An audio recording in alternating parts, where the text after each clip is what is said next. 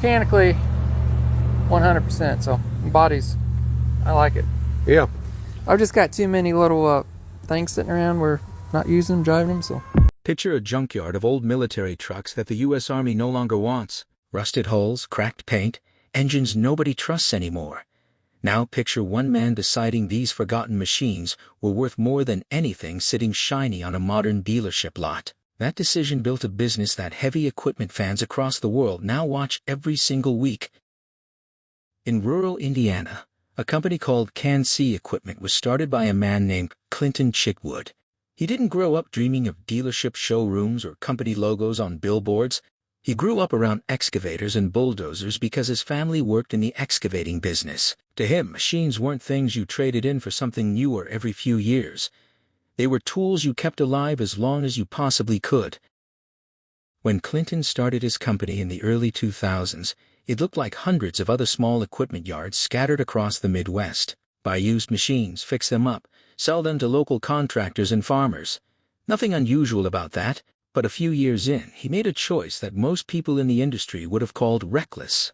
He began buying decommissioned military vehicles, the kind of trucks that had spent decades hauling gear across deserts and battlefields before the government finally retired them. These weren't glamorous machines.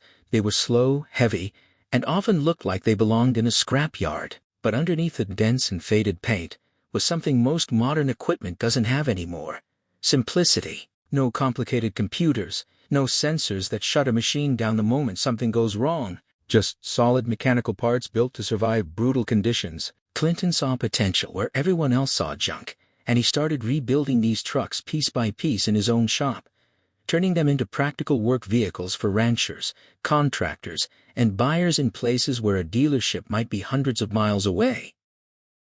Around this same time, he started filming what he was doing and putting it on YouTube. No fancy editing, no script, just a camera pointed at real work happening in a real shop. People expected another sales channel.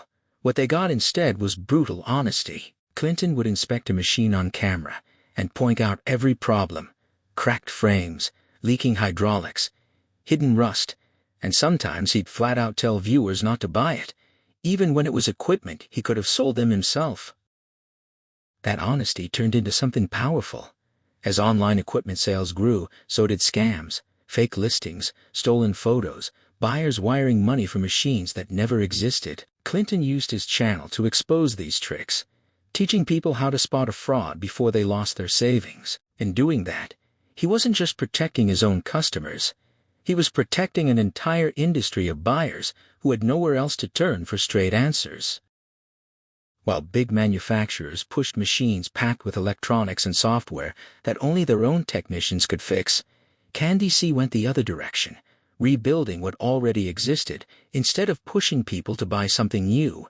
It fit right into a much larger argument happening across farming and equipment industries at the time: the fight for the right to repair your own machine without needing a dealer's permission.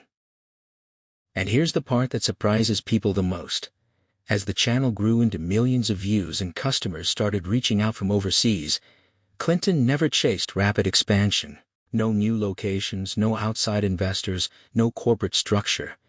He kept the work close, kept quality control tight, and stayed exactly where he started, in Indiana, running one shop. In an industry obsessed with growth, Clinton Chitwood built something different: a business built on trust, transparency, and machines everyone else had already given up on.